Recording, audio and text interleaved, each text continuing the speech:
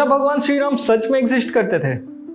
श्रीलंका के अशोक वनम में हनुमान जी के फुटप्रिंट्स हो या फिर राम सेतु के पत्थर जो पानी पे आज भी तैरते हैं, अशोक वाटिका जहां सीता माता को रखा गया था उसका आज भी प्रेजेंस, या फिर श्रीलंका के कुछ पार्ट की जली हुई मिट्टी, ये सब ऐसे रियल फैक्ट्स हैं जो रामायण के एग्जिस्टेंस को प्रूव करने के लिए काफी हैं। बट जहां देश के कई लोग इस प्रूफ को मानकर श्री राम के एग्जिस्टेंस पर स्ट्रांगली बिलीव करते हैं, कई ऐसे भी हैं जिनको हर प्रूफ कम पड़ जाता है। For them we have a small teaser. Maharashtra में एक लोनर नाम का लेक है जिसके बारे में साइंटिस्ट बताते हैं कि उस लेक का फॉर्मेशन 10,000 साल पहले एक मीटियोर के गिरने से हुआ था। चौंकाने वाली बात यह है कि वाल्मीकि रामायण में हमें इस लेक का जिक्र मिलता है जिसे पंचप्सर नाम से बताया गया। जब भगवान राम सीता माता को श्रीलंका से अयोध्या ले जा रहे थे तो उन्होंने सीता माता को ये लेक ऊपर से ये दिखाया था। ये तो बस एक छोटा सा फैक्ट है जिससे मैंने ये बताने की कोशिश की है कि कैसे इंडिया की geography as it is Valmiki Ramayana में नोटेड है। इस देश में कंटिन्यूअस और हॉस्टाइल टेकओवर के बाद भी भगवान राम का सिग्निफिकेंस इस कंट्री में आज भी बना हुआ है। चाहे रामानंद सागर की रामायण हो या फिर रामलीला हो, हमने बचपन से ही रामायण को किसी न किसी फॉर्म में देखा है और उससे बहुत कुछ सीखा भी है। बट आज यहाँ बात रामायण की नहीं होगी। आज मैं आपको कुछ ऐसे साइंटिफिक एक्सपेरिमेंट्स और फैक्ट्स के बारे में बताऊंगा जो ये प्रूव करते हैं कि रामायण की घटनाएं सच्ची थी। दो बॉटनिस्ट एम अमृतलिंगम्स और पी सुधाकर ने CPR environmental education centre Chennai institute की मदद से एक रिसर्च किया जिसमें उन्होंने श्री राम के ट्रैवल्ड अयोध्या से लेकर रामेश्वरम तक के रूट को स्टडी किया और इस स्टडी में उन्हें चौंकाने वाले रिजल्ट सामने आए। अगर वाल्मीकि रामायण को पूरी डेप्थ से देखा जाए तो उसमें इन टोटल 182 पेड़, फूल और फल का वर्णन है। अपने रिसर्च में उन दोनों बॉटनिस्ट ने उन सभी पेड़, फूल और फल को उस रास्ते पर पाया और वो भी एग्जैक्टली उसी जगह जिस जगह वाल्मीकि रामायण में मेंशन्ड है। उन्होंने अपनी जर्नी में दंडकारण्य, पंचवटी, चित्रकूट और किष्किंधा के जंगल के क्लाइमेट और वहाँ के बर्ड्स और एनिमल स्पीशीज को भी स्टडी किया एंड टू देयर सरप्राइज उनकी फाइंडिंग्स एग्जैक्टली वाल्मीकि जी के राइटिंग से मैच करती थी। जैसे एक छोटा सा एग्जांपल, किष्किंधा के जंगल का क्लाइमेट ड्राई और मॉइस्ट है जैसा कि वाल्मीकि रामायण में बताया गया है। उन्होंने अपनी फाइंडिंग्स को अपनी book plants and animal diversity in Valmiki Ramayana में बताया है। अब तुम ही बताओ यार, क्या वाल्मीकि जी के लिए उस टाइम इतनी एक्यूरेट इन्फॉर्मेशन लिखना, वो भी आउट ऑफ इमेजिनेशन, पॉसिबल है?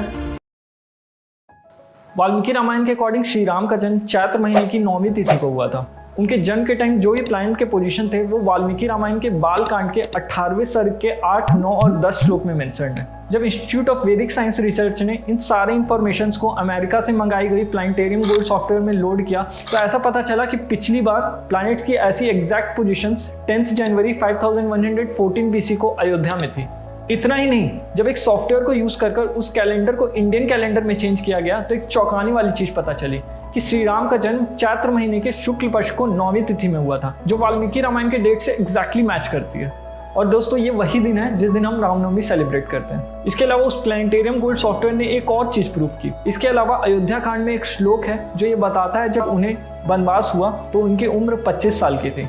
एक्चुअली अयोध्या कांड में ये बताया गया है कि राजा दशरथ श्री राम जी का राज्याभिषेक जल्द से जल्द इसीलिए करना चाहते थे क्योंकि उनकी जान को खतरा था। राजा दशरथ की राशि मीन थी और उनका नक्षत्र रेवती था और उनके नक्षत्र को राहु, सूर्य और मंगल ने घेर रखा था। और ऐसा माना जाता था कि अगर किसी राजा के कुंडली में ऐसी प्लैनेटरी पोजीशंस होती है तो उसकी मौत हो सकती है या फिर उसके खिलाफ कोई बड़ी साजिश हो सकती है। जब साइंटिस्ट ने वो प्लैनेटरी पोजीशंस को उस प्लैनेटेरियम गोल्ड सॉफ्टवेयर में लोड किया तब जो डेट निकली वो थी 5 जनवरी 5089 BC। और अगर तुम 5114 BC को 5089 BC से सब्ट्रैक्ट करोगे तो तुम्हें जो एज मिलेगा वो 25 ईयर्स होगा। और ये वही मेंशन्ड श्री राम की एज है जो वाल्मीकि रामायण में दिए गए श्री राम की एज से एग्जैक्ट मैच करती है। रामायण के ऐसे बहुत सारे कैरेक्टर्स हैं जिनके डिसेंडेंट्स आज भी जिंदा है और साइंटिस्ट ने इसे प्रूफ किया है। मध्य प्रदेश के सिंधी डिस्ट्रिक्ट में एक कोल ट्राइब है जिनके एक मेंबर राम सेवक के ऊपर जेनेटिक स्टडी हुई और उस जेनेटिक स्टडी में ये पता चला कि वो रामायण के कैरेक्टर गुहा किंग के डिसेंडेंट है। गुहा को रामायण में निषद प्रदेश का राजा बताया गया है और ये वही थे जिन्होंने श्री राम, माता सीता और लक्ष्मण को गंगा पार कराई थी। इस्टोनिया बायो सेंटर के एक genetic scientist doctor Gyaneshwar Chaubey ने Centre for Cellular and Molecular Biology, Hyderabad, Delhi University, IIT Kharagpur और Institute of Scientific Research on Vedas के कुछ लोगों के साथ 3 साल तक रामायण के कैरेक्टर्स पर रिसर्च किया और उनकी फाइंडिंग्स आपको चौंका कर रख देगी। उनकी फाइंडिंग्स के अकॉर्डिंग छत्तीसगढ़, MP और UP में रहने वाले भील, गोंड्स और कोल्स ट्राइब्स, जिन्हें शेड्यूल कास्ट और शेड्यूल ट्राइब्स माना जाता है, वो रामायण के कुछ कैरेक्टर के ट्रू डिसेंडेंट्स। रामायण के हर कैरेक्टर का कुछ ना कुछ इंपॉर्टेंट सिग्निफिकेंस है। किष्किंधा कांड के कुछ श्लोकों से पता चलता है कि सुग्रीव को वर्ल्ड ज्योग्राफी की एक तगड़ी नॉलेज थी। इसके पीछे रीजन ये है कि बाली ने सुग्रीव का राजपाट छीन लिया था और वो उसकी जान के पीछे पड़ा हुआ था, जिससे बचने के लिए सुग्रीव दुनिया के कोने कोने में छुपते रहते थे और इस प्रोसेस में उन्हें वर्ल्ड ज्योग्राफी की एक अच्छी नॉलेज हो गई थी। बाद में जब सुग्रीव ने अपनी सेना से 4 टीम्स बनाई और 4 टीम्स को 4 डायरेक्शन में सीता माता को खोजने के लिए भेजा, तो उन्होंने अपनी नॉलेज को उन 4 टीमों के साथ शेयर किया।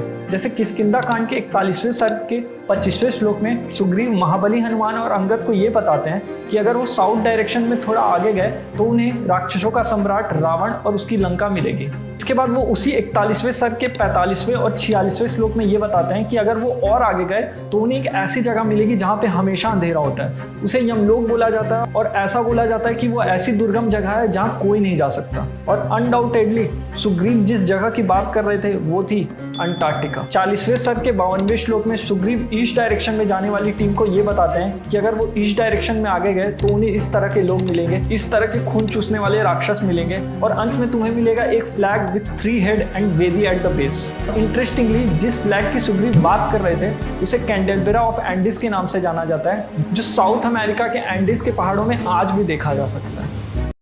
यूएस में साइंस चैनल के रिसर्चर चेल्सी रोज ने अपनी स्टडी में ये दावा किया है कि Ram Setu was man made. Ram Setu, जिसे हम एडम्स ब्रिज के नाम से भी जानते हैं, वो 48 किलोमीटर लंबा एक ऐसा ब्रिज है जिसे 1400 के पहले पैदल पार किया जा सकता। 2018 में चेल्सी रोज की टीम ने जब राम सेतु पे पड़े सैंड्स और उसके ऊपर पड़े पत्थर की जब कार्बन डेटिंग की तो कुछ इंटरेस्टिंग सामने आया। वहाँ की सैंड की एज जहाँ 4000 ईयर थी, उन सैंड्स के ऊपर पड़े रॉक की एज 7000 ईयर थी। पर अगर लॉजिकली सोचा जाए तो पुरानी चीजें नई चीजों के नीचे दबी होनी चाहिए, राइट? बट इस केस में चूंकि उन पत्थरों को कहीं और से उठाकर उस सैंड पर रखा गया था, that's why its age is greater than the sands around them.